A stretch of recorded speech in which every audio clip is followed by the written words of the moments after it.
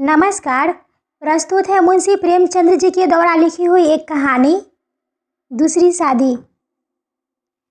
जब मैं अपने 4 साल के लड़के राम स्वरूप को गौर से देखता हूँ तो मालूम होता है कि उसमें वह भोलापन और आकर्षण नहीं रहा जो 2 साल पहले था। वह मुझे अपने सुर्ख और रंजीदा आंखों से घूरता हुआ नजर आता है।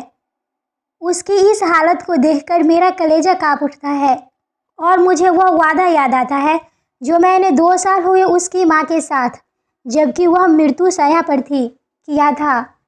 आदमी इतना स्वार्थी और अपनी इंद्रियों का इतना गुलाम है कि अपना फर्ज किसी किसी वक्त ही महसूस करता है। उस दिन जबकि डॉक्टर नाउम्मीद हो चुके थे, उसने रोते हुए मुझसे पूछा था, क्या तुम दूसरी शादी कर लोगे? जरूर कर लेना। फिर चौंक कर कहा, मेरे राम का क्या बनेगा? उसका ख्याल रखना अगर हो सके।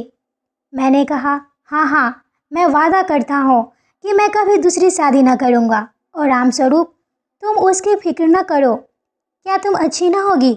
उसने मेरी तरफ हाथ फेंक दिया, जैसे कहा, लो अलविदा। 2 मिनट बाद दुनिया मेरी आंखों में अंधेरी हो गई। राम स्वरूप बेमां का हो गया। 2-3 दिन उसको कलेजे से सिमटाए रखा।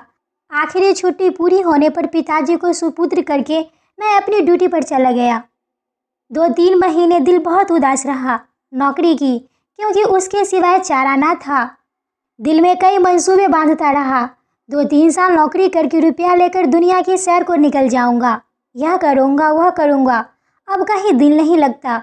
घर से खत बराबर आ रहे थे कि फलान जगह से नाते आ रहे हैं। आदमी बहुत अच्छे हैं, लड़की अकल की तेज और खूबसूरत है। फिर ऐसी जगह नहीं मिलेगी। आखिर करना ही है, कर लो। हर बात में मेरी राय पूछी जाती थी, लेकिन मैं बराबर इनकार किए जाता था।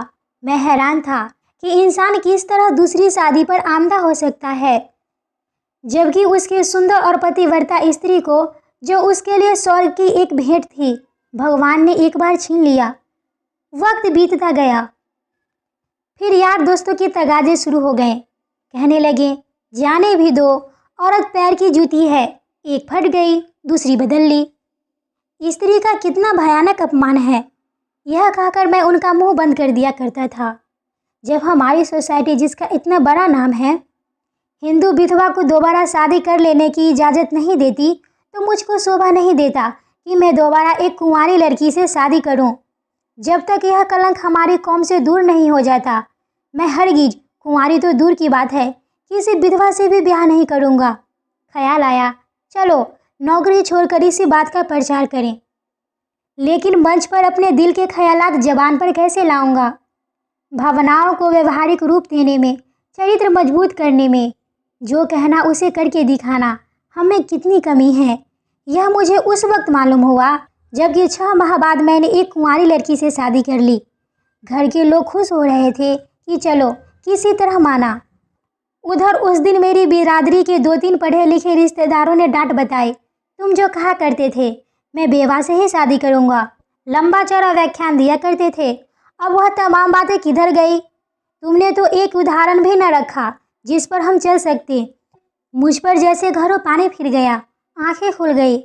जवानी के जोश में क्या कर गुजरा, पुरानी भावनाएं फिर उभर आई और आज भी मैं उन्हीं विचारों में डूबा हुआ हूँ। सोचा था नौकर लड़कों को नहीं संभाल सकता, औरत ही इस काम के लिए ठीक है। ब्याह कर लेने पर जब औरत घर में आएगी तो राम स्वरूप को अपने साथ बाहर रखूंगा और उसका खासा ख्याल रखूंगा। लेकिन वह सब कुछ गलत अक्षर की तरह मिट गया। राम स्वरूप को आज फिर वापस गांव पिताजी के पास भेजने पर मजबूर हूँ। क्यों? यह किसी से छिपा नहीं। औरत का अपने सौतेले बेटे से प्यार करना एक असंभव बात है। ब्याह के मौके पर सुना था लड़की बड़ी नेक है, सज्जनों का खास ख्याल रखेगी और अपने बेटे की तरह समझेगी। लेकिन सब झूठ। औरत चाहे कितनी नेक दिल हो, वह कभी अपने सौतेले बच्चे से प्यार नहीं कर सकती। और यह हार्दिक दुख वह वादा तोड़ने की सजा है जो मैंने एक नेक बीवी से उसके आखिरी वक्त में किया था।